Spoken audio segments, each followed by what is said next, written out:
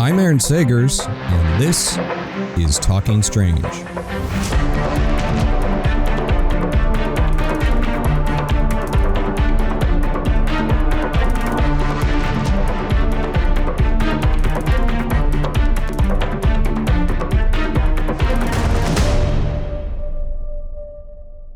Hey there, spooky nerds, and welcome to Talking Strange, the Paranormal Pop Culture show.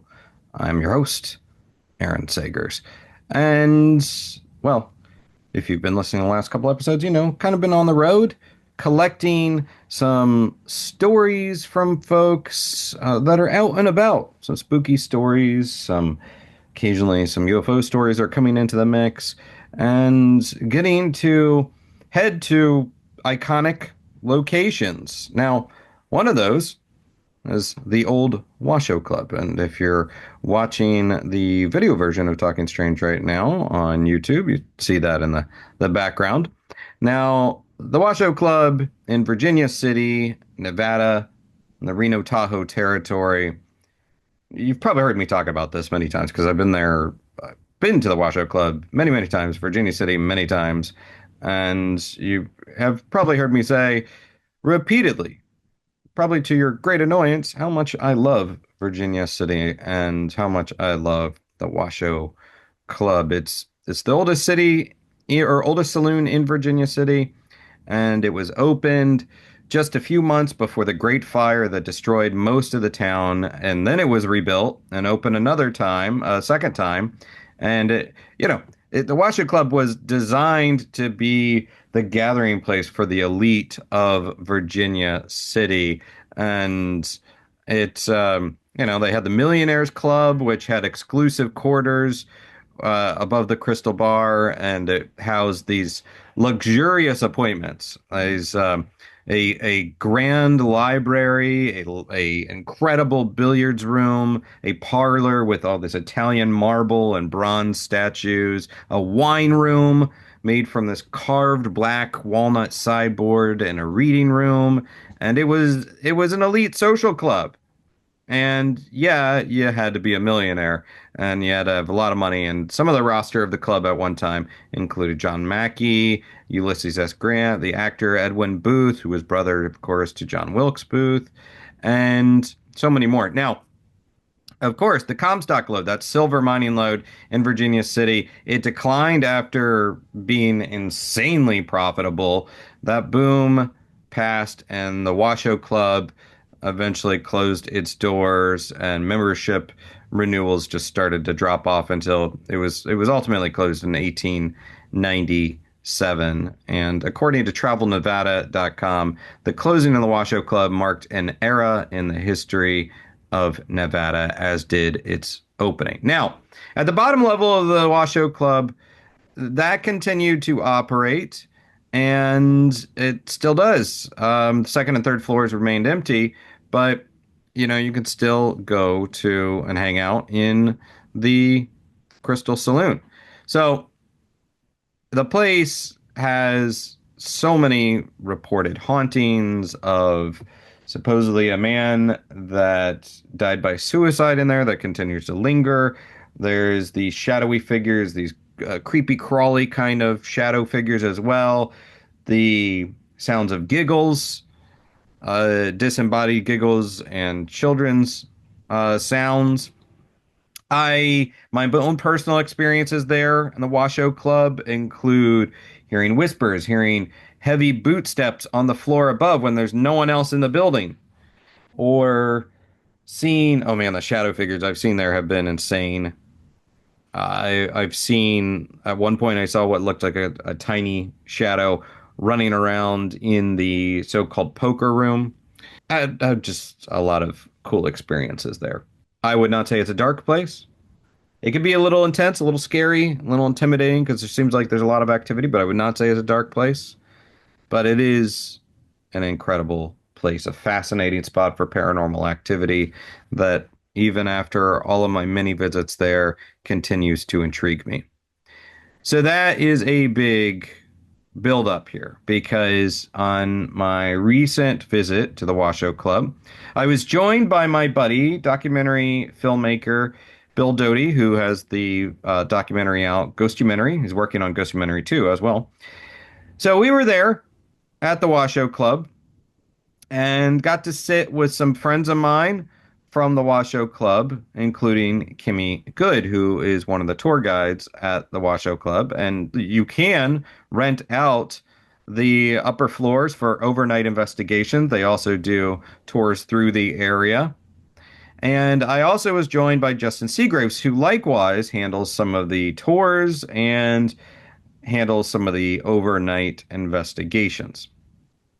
The point of this conversation was we were sitting there in the so-called crypt, the back room of the Washoe Club, to chat about their experiences with the paranormal in this iconic building. Let's get to it. First off, I'm going to throw to Kimi Good, tour guide at the Washoe Club, to tell me a little bit about her haunted history in this paranormal landmark. Hi, I'm Kimi. I am a tour guide here at the Washoe Club in Virginia City, Nevada. Okay. All right, Kimi. Obviously, I know you. And I'm excited to get you on camera to get some of your stories. But how long you worked here? God, a little bit over 3 years. Okay. And, well, what led to you living, working in VC? Oh, my goodness. So, first time I stepped foot here was maybe about 12-ish years ago. The second I stepped foot out of the car, I knew this was supposed to be my home. No idea why, no clue. It just felt like home. I've actually investigated this building multiple times in that 12 years, probably multiple, well over 40 at this point. And it always just called me. It was just a weird, like, I need to be in Virginia City, and I finally now live here for 3 years. So it's kind of cool. I hear that a lot, actually, about Virginia City. It's and I kind of feel it too. Where'd you come from? No, California. Okay. Northern California. You've already investigated before you came here. What was your draw, to the paranormal? Weirdly, just watching all the paranormal shows, and in my brain, I was like, this looks like fun. Yeah. If they can do it, why can't I do it? So I just went out and bought a bunch of paranormal equipment and started my own team for a while. We obviously fell apart. But then we kind of kept doing our own thing off and on in California. Me and Stephanie had our own tour group out there. And then we started collaborating here in Virginia City. And then it just turned into a thing. And now here we are. Well, when you're talking about like the Old Washoe Club, this is a place that's like really an iconic landmark for paranormal investigations, and you know this. Right. So it's one thing to investigate here and spend a lot of time here investigating, but when you're working here and you're steeped in it at a whole other level, it's kind of like you're living with the dead in a way. Oh, yeah. We actually joke, not really joke, but in Virginia City, we all have this thing, because everyone always asks, oh my gosh, is this place haunted? Of course, we're in Virginia City. But we always say we're kind of coexisting with them. They were alive once. People have the theories that they're still in another dimension. So we're kind of just like still living there within that same sort of like thread pattern. It definitely coexisting. We respect their boundaries. They, for the most part, respect ours. They were alive once. Don't poke the bear.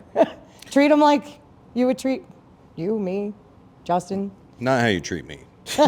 Better than how someone might treat me. So tell me a ghost story. Oh goodness. I'm like, mine,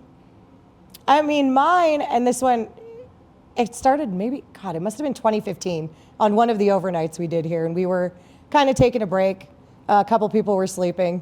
Me and one of my friends were sitting with our backs against the crypt here, because that's what you do when you do an overnight. And then all of a sudden we started seeing where the spiral staircase is, this little dude kind of poke his head out, and we're like, what is that? So I'm looking at my friend and I'm like, please tell me you see this, because I know I'm not going insane. But it's the long night, your eyes start to play tricks.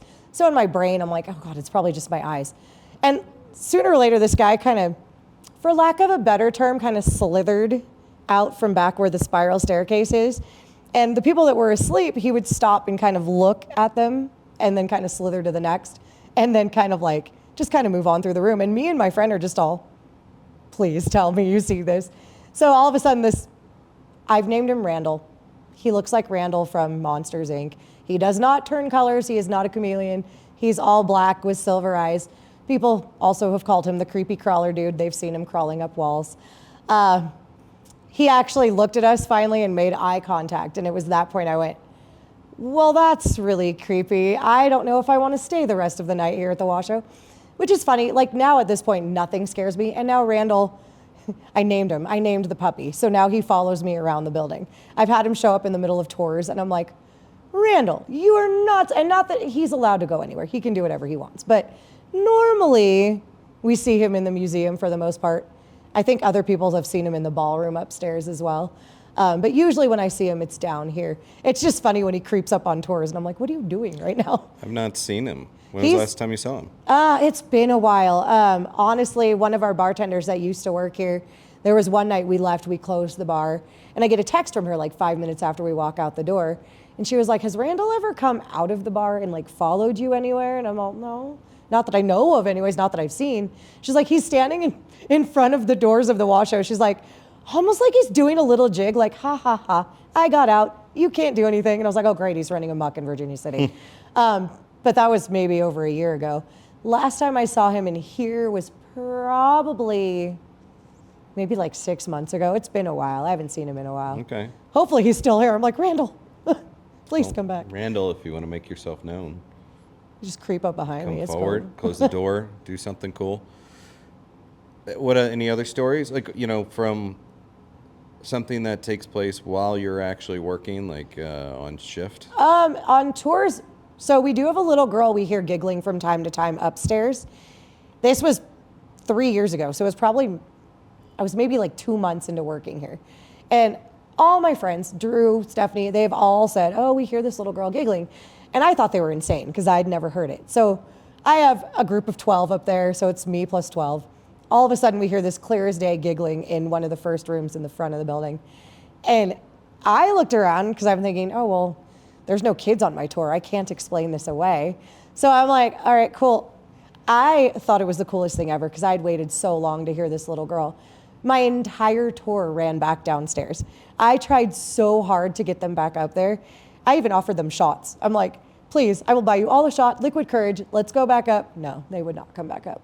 Now I haven't, that was again 3 years ago, and I haven't heard her giggle since then, but I know one of our other tour guides hears her decently often. Just as a side note, the door behind you. Did it move? Yeah, does the draft come down here and move the door sometimes? Every now and then, sometimes if this door's cracked, which it's decently locked currently, I don't feel a draft coming in from this, but there is, like if you look up when you're in the crypt, there's a little space that air does get in through, and sometimes it does suction it. Okay. And so it sometimes will make the door move. That must have been it. Because you were talking, I'm like, the door's moving. I know, I was like, he looks distracted. Yeah. Any other stories that kind of become signatures of the Washoe, like amongst the people that work here? Shadow Man, he's a definite one. We see him decently often. I see him a lot actually down here in the members room where the pool table is. Like if you're sitting at the bar and you kind of, because you can see in the mirrors, you can see him walking back and forth inside those doors, which that one's super, super crazy. Like probably 3 to 4 times a week you see that. The one that I always get, which I think is really cool, the members room, you'll hear the pool balls break, like someone's like starting a game of pool, and you'll look in and the cover's on the pool table and there's no one in there. That one I hear almost every day at this point, especially when you're here alone and you're just like, there's no one in there. Yeah. Shot glasses flying off the bar is another thing we're known for. I've only seen that once. I didn't believe anyone when they told me, even people that have worked here years ago, that have actually seen the glasses. I happened to be looking in the right place at the right time, and it straight up looked like someone went, whack, and it hit the back of the bar. Cody looked at me and went, you saw that, right? I'm like, yeah, I saw that. Okay, any other favorite stories? Could be from Washoe, could be from somewhere else in Virginia City. The little cowboy. Go on, yeah. Cowboy dude. There's a cowboy dude that seems to follow people on the boardwalk from time to time. You'll actually hear his spurs, which it's weird. I feel like almost like a gentleman, like for me anyways, because I'll walk home alone sometimes 3-4 o'clock in the morning. And it's not, I mean, it's safe up here, but sometimes there's mountain lions, what have you. But you'll hear him and he'll actually like follow you. He never follows me home, but you'll hear the spurs. You turn around, no one's there, of course. But like up here where the street is by the Ponderosa, like he'll stop right there. And I'm like, really, you're not gonna walk me up the hill? You're gonna stop right there. Which that one's really funny to me. But so many people have heard him. I wish I had a picture of him and I don't. But someone does, and I can't remember who it was. Actually, someone caught a picture of him leaning on a light post across, I think it was across from the Union. Yeah, I've heard of this cool. photo. Yeah, it's cool. Seen it. I got to remember who has it. I'll think about it. I mean, I've heard the boot steps on Have you the heard sidewalk. Yeah, late at night when It's just walking cool. around. Yeah. Ever see any like lights in the sky or any weird creatures or anything out there? Haven't, no. I know some people have seen, like, they couldn't tell if it was like a mountain lion or if it was like a shapeshifter or what have you. I know people like talk about the lights over Nevada, like that could be UFOs. Mm-hmm. I personally haven't seen them, but I know of a lot of people that have. Kimi, you're awesome. What do you, Thank what you. do you want to say to somebody who's going to do their first ghost hunt? Like, Make sure you're grounded. Don't let them get to you. Also, like, I know there's all the paranormal equipment out there that's really cool, but also keep in mind, use yourself. Like, use your body, what you're feeling. If it feels heavy and what I tell people too is sometimes you get the fight or flight.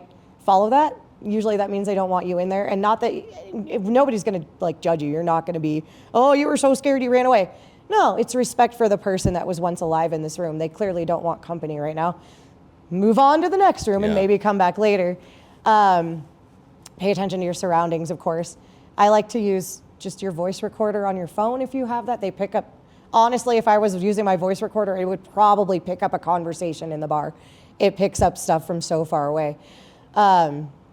Just have fun with it. Tell jokes. They get so bored with the, hey, are you here? How many of you are there? If you're here, can you make a noise? Tell them a joke. Have fun. Play poker. Do something that they missed. They were, again, once alive. They don't want to be like poked at constantly. Just have fun with it. Comedy. And when you're telling jokes, that's when they're going to start popping off. I had a friend once that actually, sorry, he passed away last year. It's been a year. You probably know who I'm going with, that actually had a class here in Reno that was called Comedy and the Paranormal. And that was his theory, was they like to laugh. And he nailed it. So, Scott, thank you. Yeah, Mr. Scott Grunwald. I don't know if I'm allowed to say that, but Of course you are. We love Scott. Well, I love Scott. Yeah, he taught a lot, especially with the comedy stuff. I never would have thought that. Also, too, it's funny. Like, I don't know if you guys have experienced this, but when you're investigating and you're asking questions and they're all quiet and whatever, the second you stop doing that and just have conversations amongst yourselves, they tend to want to join in. So keep that in mind, too. Yeah, I agree with that. that was awesome. Thank you. Kimi, thank you so very much. You're very welcome, Appreciate Eric. you. And that, of course, was Kimi Good, buddy of mine at the Washoe Club. If you ever go in there, ask for Kimi, tell her you said hi, and tell her maybe you heard this episode of Talking Strange, and Aaron said nice things about her. Kimi's great, and I love those stories, and I love her experiences there. And I also like that people that work at a lot of these haunted locations, they might get startled, but they're not really getting scared. Except there are times where you just get so unsettled that you want to tap out. You want to clock out, call it a night. Now, Justin Seagraves is a veteran of the Army, a nice guy, a likable guy, very level-headed, and he likewise does these tours of the Washoe Club, these overnight. He does the tours during the day. He also handles some of the overnight investigations insofar as he's going to let you in, and if it gets really scary in the middle of the night and you have to call someone, you're probably going to call him. That's kind of the lead up to this portion of our chat. Justin shares some of his experiences and what led to him doing these tours at the Washoe Club. So here's Justin Seagraves, tour guide of the Old Washoe Club in Virginia City, Nevada. My name is Justin. I am one of the tour guides here. I've been here for right around 4.5 years doing the history and the paranormal. Yeah, so what does a tour guide do here? Tour guide, you take people, so the building itself is 3 levels. You have the ground floor, we call the bar floor, contains the bar, the spiral staircase, as well as the museum and the crypt. Doors are right behind me. And then you have the second story and then the third story. And you walk groups of people through the establishment. You give them the history as well as the paranormal happenings that occur here on a day-to-day time frame. So it's enlightening. Explain sort of the breakdown of being Army and then into the paranormal, because some people would just be like, the two don't play well together, you know? Understandably. It's a very different offset, right? Yeah. For me, I grew up around paranormal. My grandparents' house, from what I learned, was built on top of a Native American burial ground. A lot of different happenings occurring in that house. You would see people at the end of the hallway, but everyone else is in their rooms, just walking back and forth, motion sensors going off, so on and so forth. So I grew up around it, and the military taught me to, no matter what is occurring, investigate it.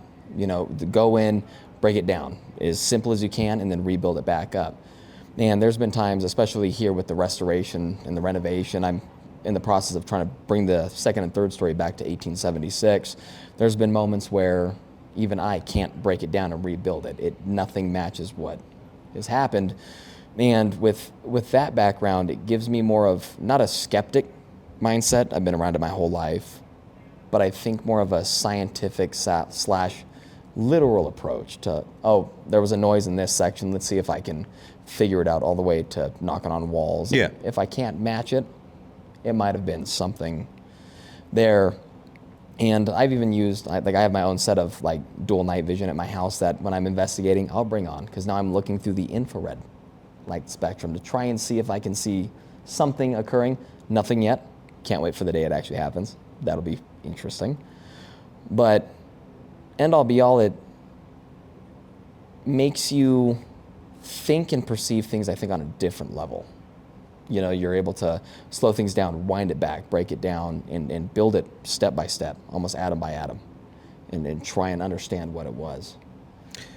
So when people rent out the Washoe for like overnight investigations, you get all sorts of people. You get the people that are dedicated, like diehard paranormal investigators, or people that think they have all the answers, or they're rolling with a lot of equipment and still get the crap scared out of them. So, tell me a story about when someone rented out the Washoe and you're kind of managing the overnight a little bit, and they're like, holy crap, we're getting out of here, or holy crap, this thing happened, or maybe they were cocky and then they were really humbled by some sort of experience to the point that they're like, oh damn, we didn't know what we were getting into. Anything like that you could think of? So his name is Omar, and I'll never forget it. Did the walkthrough, walked around, did all that stuff. And I was at my house, and like you now have my number, same thing. And my phone started going, I mean, insane. Woke me up out of a deep sleep. And it was these text messages, because he was by himself up there, and he's like, things happened. I need you here now. I don't want to be by myself anymore. I left my equipment inside. Can you please just at least come and help me grab my equipment? So I was like, give me at least like 10 minutes. Let me, wake up a little bit, come down. Came down and visibly shaken. And I was like, what occurred? And he was like, something was thrown at me. I watched one of my cameras get launched across the room. I got grabbed at. And then as I was trying to exit the building to come back down to where we're sitting down in the museum, something pushed me towards the door. And I was like, yeah, they probably waited till I was away from you to give you the full brunt of everything that night. So I was with him, and to go recover his equipment that he left. And as we're walking through the building, this thing breaks right between both of our heads and just flies past us into what we call the ballroom, and you hear it hit the floor and it scatters. And we're both like, what was that? So I flick on my light, he flicks on his, and we're walking the room trying to find what flew by us. It was a brick. Well, when you're in the ballroom, there's no bricks that should come on the other side of the doorway, split down low and hit, and then slide across the wood floor, and then end up under the big display cabinet that's on the south side wall. No brick should ever do anything like that at all. Like, we know physics, nothing should fly through a doorway like that. And then after that, We went and sat down, and I was like, you know what, I'm here. Let's see if we can keep this up, because this is a real good night for not only you, but I want to try and get some personal stuff that I can share on the tours that I'm conducting, because I love being like, hey, I got this 2 nights ago, just keeping it very fresh. And we're sitting there, and you can see something from the poker table down, peeking around the corner.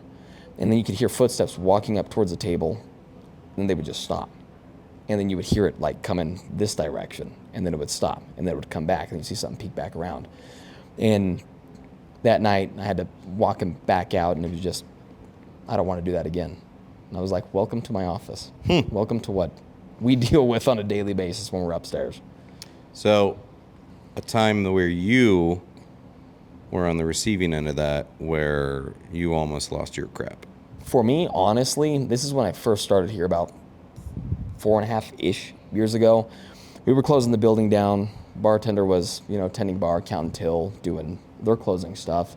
We had no overnights booked. So I came back here to, kill all the lights that are back here in the museum, trying to help out, speed up the closing process so we can go home and do whatever we want. And I came back here, I just killed the lights, and from the crypt, which is the doors right behind us, it sounded like a woman being, murdered. I don't know what it sounds like, but you could guess from all the movies that we've seen and stuff, just this blood-curdling, high-pitched, just shrieking sound from back there. So I went, opened the door, looked, nobody was in there. I walked out. I looked at the bartender, and I was like, I'll see you in a few days. I'm taking tomorrow off. I'm okay off of that. Like, that was just, no, not at all. Very unnerving to hear just this bah happening when no one's back there. No, thank you. That's where I draw my line. As far as a piece of advice for Washoe-specific piece of advice for investigating anything like that you think? There's a rumor that it's like dark nomenclature. It's not. It's a very unhappy person in one of the rooms upstairs, and a lot of people like to go and antagonize it. The man just wants to be left alone. For me personally, if I get anything spirit related that wants to be left alone, I'm not going to really try and push that, because it's the same thing to the living. If you want to be left alone, you want to be left alone, and you're going to get mad if people are doing that. Don't go after that. Chase the good stuff. We have little kids upstairs. Go and try and play hide and seek with them, run around the building. And I've done it myself, where you go into the corners of the rooms and you have like a recorder or like a spirit box or something, and you dump into a corner, and you'll hear, like Kimi talked about, the little girl laughing. You'll get that, and then it's gone. But then you walk around like, where are you? Go into another corner.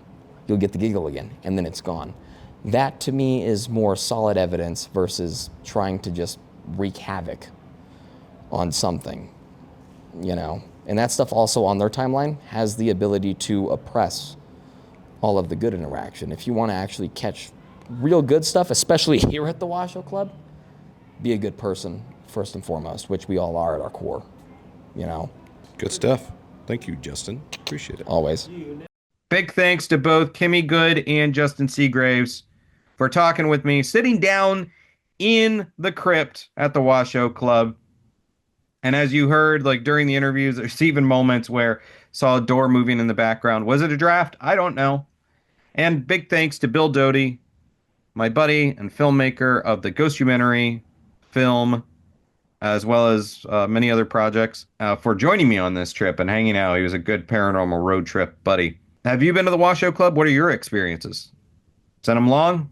Let me hear about those stories, or from other locations. Or it doesn't even have to be about ghosts, aliens, spooky stuff, cryptids, or people that maybe you encountered and you're just like, this just isn't right. This just doesn't fit within my definition of reality. Something is off here. So send those along. I want to hear from you, and you can email me at talkingstrange@denofgeek.com. I'm still on the road collecting stories. So right now I'm in Ireland, but I'm bouncing all around, and I do have some more stories from the Reno Tahoe Territory because it's so rich with stories. So I'm probably going to roll out a couple more of those episodes, and then, hey, after that, then we're going to probably get into the Talking Strange on the road in Ireland as I work on this other project. That's it for me for this episode of the hauntings the high strangeness of the Old Washoe Club in Virginia City, Nevada, in the Reno Tahoe Territory. I'm Aaron Sagers. This has been Talking Strange, and until next time, be kind, stay spooky, and keep it weird.